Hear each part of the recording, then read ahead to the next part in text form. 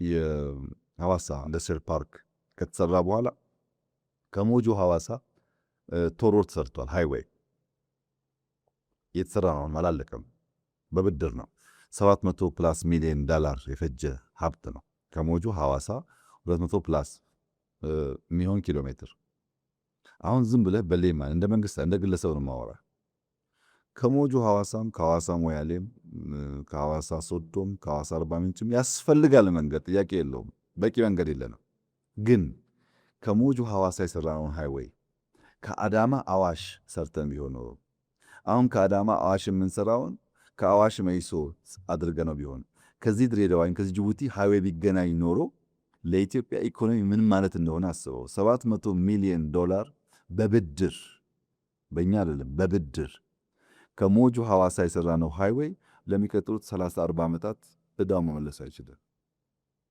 ወደ ጅቡቲ ሆኖ ቢሆንሳ በቀኝም በግራም በሚታይም በማይታይም መንገድ ምንም ጥርጥር የለውም ኢኮኖሚያችን ኢምፓክት ያደርጋል። እዛ ኢንቨስት አድርገን ብሩን ካገኘን በኋላ ወደ ሐዋሳም ወደ ሌላም ቦታ ብናደርገው ችግር የለውም። ስራው አይደለም ችግሩ፣ በብድር መሆኑና የምንመርጣቸው ቦታዎች ሪተርን ኦን ኢንቨስትመንት ላይ በጣም አክሳሪ በመሆናቸው ምክንያት ከፍተኛ የሆነ ዕዳ ኢትዮጵያ እንድትሸከምና የማክሮ ኢኮኖሚክ ኢምባላንስ እንዲፈጠር አድርጓል። ኢንቨስትመንቱ ሳይሆን ሮንግ ቦታ በመሆኑ ራሱን ማከም ባለመቻሉ። ለምሳሌ ዩኒቨርሲቲዎች አካባቢ ስታዲየም ላንሳል።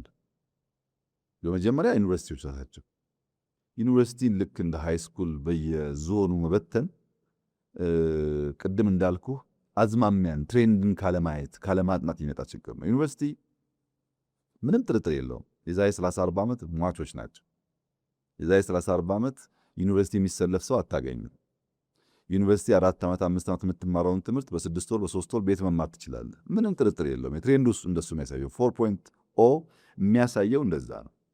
ያም ሆኖ ግን ውስን በጣም ሃይ ኳሊቲ ያላቸው ዩኒቨርሲቲዎች ያስፈልጋሉ። ለምርምር ለቤዚክስም ለአፕላይድም ሪሰርች ያስፈልጋሉ። በየዞኑ የሚረጭ ግን መሆን የለበትም። በየዞኑ ኮንዶሚኒየም መበተን መሆን ግን የለበትም። አሁን ዩኒቨርሲቲዎች ኢንቨስቲጌት ብታደርጉ 1000-2000 ተማሪ መቀበል የሚችል ባዶ ኮንዶሚኒየም ታገኛለህ። ባዶ ኮንዶሚኒየም ደግሞ የተሰራበት እንትንም ቺፕ ስለሆነ የሚቀጥልም ይፈራሽ ማለት ነው። ራሱ ዩኒቨርሲቲው እሳቤ ችግር አለበት። ዩኒቨርሲቲ የገነባ ነው ግን በቂ መዋለ ሕጻናት ያለበት ሀገር ሆኖ ቢሆን ኖሮ ችግር አልነበረውም። በመንግስት የተገነባ 10 መዋለ ሕጻናት አልነበረም ኢትዮጵያ ውስጥ 10። አንደኛው ዩኒቨርሲቲ ብትሆን ኖሮ በኢትዮጵያ ደረጃ ከበቂ በላይ መዋለ ሕጻናት መገንባት ይችላል። ቢኮዝ ቢሊየን ስለሆነ የሚወጣባቸው። እኛ ስትገነባን መዋለ ሕጻናት ከ34,000 በላይ ገንብተናል አሁን ባለፉት 6-7 ዓመታት። ለምን? ዋናው ትምህርት የሚያስፈልገው ኤርሊ ቻይልድሁድ ኤጁኬሽን ስለሆነ ታች ነው የሚያስፈልገው። ላይውስ ቤዚኩን ነገር ያወቀ ሰው ከኤአይ ሊማር ይችላል። ቤዚኩን ያላወቀ ሰው ብታስገባውም ትርጉም የለውም። ለምንድን ነው መንግስት ዩኒቨርሲቲን እንደ ሃይ ስኩል ከሚበትን መጀመሪያ መዋለ ሕጻናት ቀጥሎ ኤሌመንተሪ ቀጥሎ ሃይ ስኩል ቢያስፋፋና ውስን ሃይ ኳሊቲ ያላቸው ዩኒቨርሲቲዎች ቢሆኑ ኖሮ ምን ያክል ትርፋማ እንደሚያደርገን እንግዲህ ገምት አንተ ራስህ።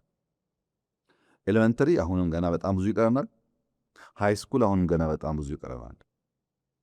አንዱ የሪሶርስን አሎኬት የምናደርግባቸው ቦታዎች ችግር ደግሞ በዛ ላይ እንደ ቅርጫ ነው፣ ማዳረስ ነው። ከዩኒቨርሲቲ ጋር ተያይዞ የሚመጣው አደገኛ በሽታ ግን ስታዲየም። ለምሳሌ ሐዋሳ ላንሳለን።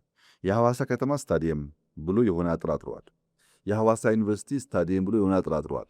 ሁለቱም ስታዲየሞች በካፍ ስታንዳርድ አያሟሉ። አንድ ከተማ ውስጥ 5 ኪሎ ሜትር በማይሞላ ርቀት ውስጥ 2 ስታዲየሞች አሉን። ሁለቱም ግን ለካፍ ስታንዳርድ አያሟሉ። ሁለቱን ጨፍልቀን ቢሆን ግን አንድ ደንበኛ ስታዲየም በዓለም አቀፍ ስታንዳርድ ተቀባይነት ያለው ብንገነባ ኖሮ ሐዋሳን የመሰለ ውብ ከተማ ብዙ የአፍሪካ ክለቦች ሊጫወቱበት ይችሉ ነበር። ስታዲየሙ አለ፣ ገንዘቡ ፈሷል፣ ነገር ግን ስታንዳርድ አያሟላ። ይሄ የሐዋሳ ችግር አለ። ጅማም ሲሚላር ችግር አለ። በየቦታው ይሄ ችግር አለ። ዩኒቨርሲቲ የራሱን ይገነባል፣ ከተማ የራሱን ይገነባል። ሁለቱም ግን ስታንዳርድ አያሟሉ። ዩኒቨርሲቲ ብቻ አይደለም ባይዘው ሆስፒታል አርባ ምንጭ 1000 አልጋ የሚይዝ ሆስፒታል፣ ጅማ 1000 አልጋ የሚይዝ ሆስፒታል፣ ሐረር 1000 አልጋ የሚይዝ ሆስፒታል ብሎ ኮንዶሚኒየም ይገነባል። አሁን ሐረር ብትሄድ ቆሟል። 1000 አልጋ ስትገነባ ስንት ሩሙ ነው ኦክሲጂን ያለው መሆን ያለበት? ምን አይነት ትሪትመንት ነው የሚፈልገው? በሳይዙ ልክ ስታንዳርድ አለው። ያንን አልጋ አርባ ምንጭ ላይ 300 ብለህ ጀምረህ ቦታው ይኑር ግቢው ግንባታው ልምድ እያገኘ 400 500 ብታደርገው ሐረር ላይ 300 ብለህ 400 500 ብታደርገው ኖሮ ቢያንስ 300 ፈንክሽናል ይሆን ነበር። አሁን ሄዳችሁ ዞራችሁ ተመልከቱ። ኮንዶሚኒየሙ አለ፣ እቃው የለም፣ ሲቲ ስካኑ የለም። አስፈላጊ ገጀቶች ስላልገቡለት ፕሮፐርሊ ፈንክሽን የሚያደርግ ሆስፒታል ሳይሆን ኮንዶሚኒየም ነው የምታየው። ለምን? በኮንዶሚኒየም ኮንትራት የሚገኝ ኮሚሽን ይገኝበታል፣ ግን ሰርቪስ ፕሮቫይድ አያደርግ። በስመ ዩኒቨርሲቲ የወጣ ሀብት ነው።